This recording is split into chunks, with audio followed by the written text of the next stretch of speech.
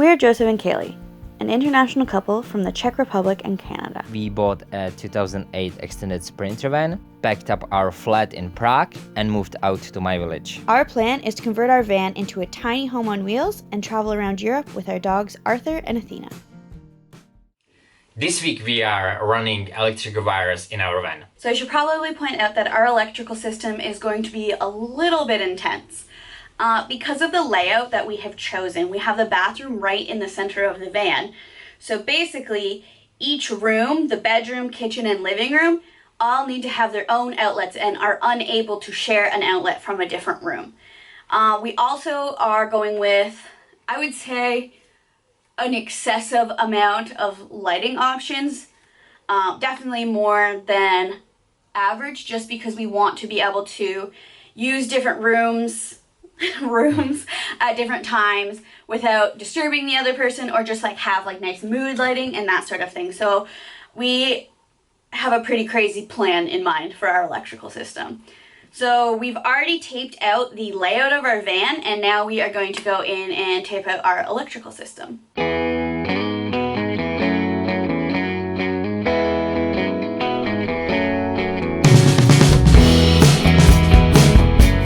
First thing which we need to do is take this wire down. It's running from the battery to the back of the van, to the lights. And we need to take it down because it's in the way of installing everything. While we do that, we are also gonna run wires for a battery isolator and the backup cam. I just unplug all these cords, which are from the lights, and I need to unplug these clips. I got one in like 30 seconds, so the rest of the van should take like an hour probably.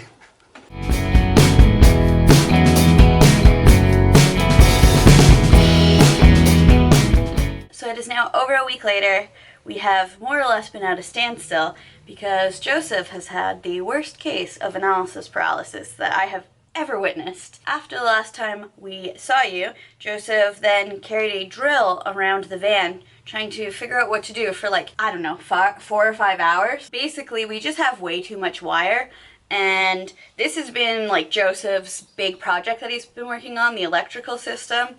The issue is that he is not overly organized in the same way that I am, so he did not create a spreadsheet and label every single wire and make a really complicated plan put onto a spreadsheet. So once I assisted with that, we now have finally moved forward and we're actually ready to run our wires. We drilled a hole behind the ribs with this crazy looking bit, and we're gonna run wires there. It's because we don't wanna wires interfering with the walls.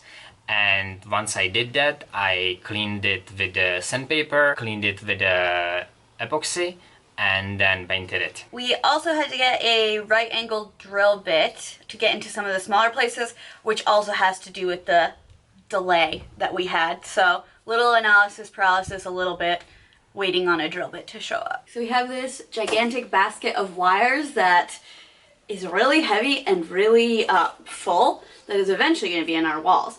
But we are actually running it through this. This is conduit.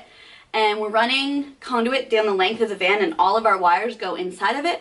The reason that we're doing this is to protect wires from any like sharp edges or just like rubbing on metal while we're driving. I measured the length of the conduit which we need for here, and now I'm gonna cut it.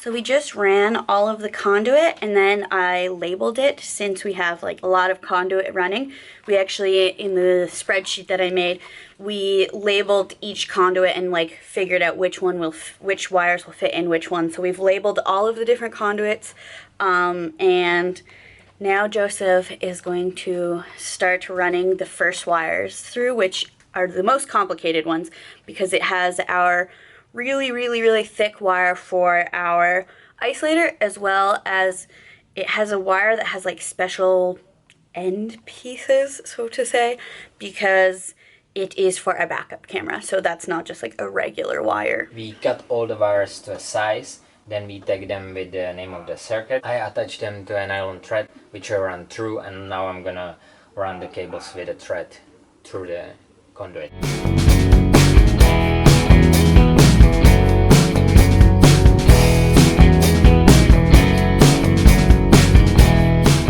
So everything we ran in the last conduit was 12 volt, and now in this conduit we're running 230 volt, which would be the same as 120 volt, but we live in Europe, so it's 230 volt, as well as 12 volt. So with the 230 volt, we only have to run one wire, whereas with the 12 volt, we're running a red and black for positive, negative. We are roughly halfway done, and this is how much cables we already have. It is now time to do probably the most complicated part, which is running wires for our lights.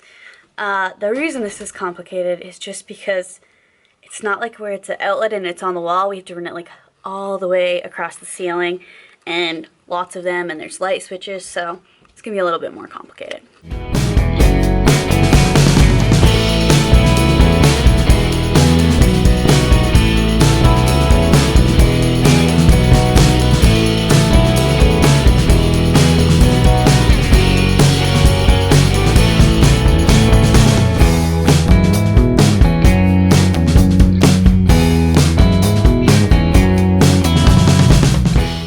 Last night we were running wire until about what, 12:30? Yeah, something like that. It was a long night, but I just wanted to quickly explain some of the logistics of how we ran the wire. First of all, we cut holes in the conduit anytime that the wire needed to come out of the conduit partway through.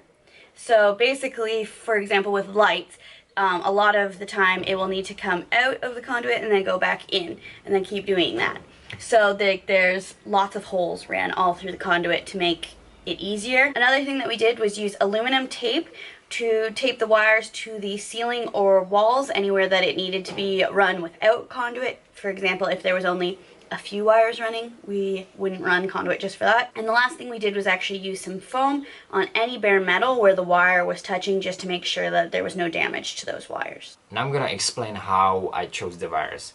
For 230 volts, I chose a cable which has 3 wires in it, and they all are 2.5 millimeters square. It runs from the breaker to the sockets. For 12 volt, it's different because we needed to apply the amps. We need to count how much power every appliance is gonna draw, and then we need to choose the thickness of the cable. Basically, if you have something that's further from the batteries, you need to choose thicker cable, so the voltage is not gonna drop on the appliance. And that's how we chose the thicker cables for where it's further from the battery. Basically, for our fans, we chose like 4 millimeters or 6 millimeters, depending where it's going. And for the lights, we chose 1 millimeter square, which is smaller amperage, I think, and it's closer. And for the heater, which is drawing way more power, we chose 10 millimeter because it's really far and it's drawing more power. So I just wanted to give you a very quick rundown of our electrical plan that we did now that we've almost finished it. We ran out of wire for the main set of lights, but everything else is pretty much done. Throughout the van, we are using 3 different circuits of lights. There's bedroom lights, bathroom lights, and main lights, which would be like the kitchen, living room area. We have 4 circuits for our 230 volt and 14 circuits for 12 volt, which I will be the first to admit is completely insane. So at the back of the van on the driver's side is where we're actually keeping our entire electrical setup. So our batteries, our inverter, all of that will be back here under the bed. Thank you so much for watching. Subscribe to our channel and turn on notifications to see our new videos. If you have any questions, let us know in the comments below. Please share this video and give us a like. To see more from us, check out our Instagram @Joseph and Kaylee, or catch up on some of our older videos.